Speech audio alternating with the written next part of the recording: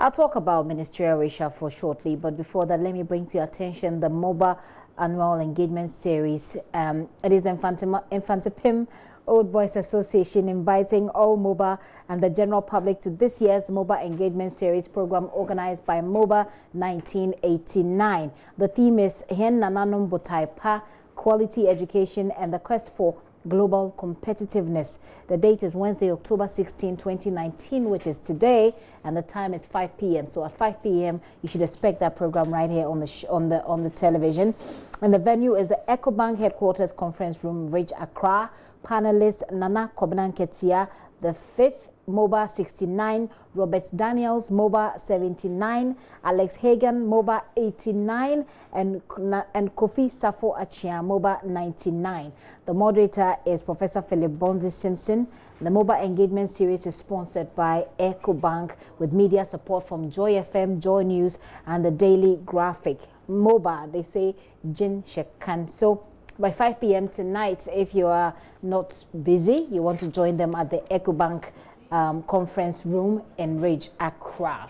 Now let me talk to you about ministerial tracking reports. The Alliance for Social Equity and Public Accountability, ASEPA, has launched its 2019 report focusing on assessment of various ministers and their ministries, as well as calling for ministerial reshuffle.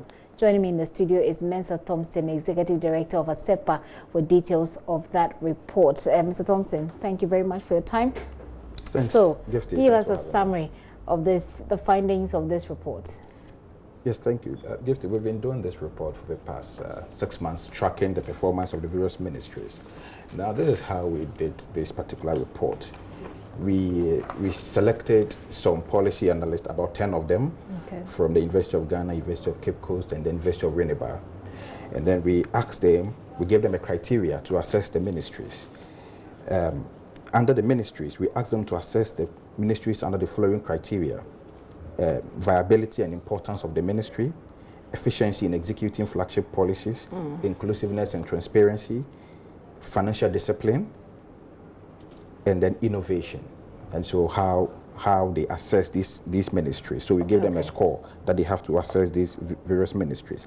And in terms of the ministers, we asked them to assess the ministers under the following criteria: 1, knowledge of the job; 2, communication and public relations; 3, visibility and accessibility; 4, transformation and innovation; 5, effectiveness. Okay, so let's look at the results of these. Yeah, so after that, we combined the expert score. Then we went to the public. We also did 5,000 respondent survey. We also gave them the same criteria we gave to the policy analysts to also score the ministers under the same criteria. And then we add the expert score plus the public score, and then we found the average of it, and then we did the results. Interesting. Now, so in terms of the results, let me just lead you on a bit. I'm seeing here your top 10 best performing ministries. Oh, right, not the ministry. I moved quickly to the deputy ministries. Okay. So you have the top 10 performing ministries. Yes. Which are they? So the top 10 performing ministries was the first was Ministry for Regional Reorganization. Okay. And this is because respondents cited the creation of new regions, which respondents claim is government's most productive policy in because 2019. Of time, let's just do the first 5 and then we move on to the deputies. And then the second was tourism and culture.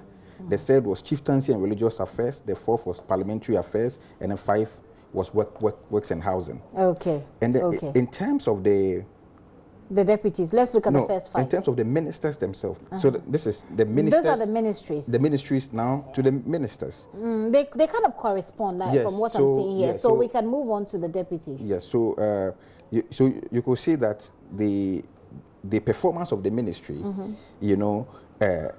reflected in how the people scored the ministers, and this means that the respondents linked the performance of the ministry to the performance of the minister. And you could see Dan Kwekubuchi as leading the best performing minister for 2019. Then the deputy ministers, under the deputy minister, I think top 5.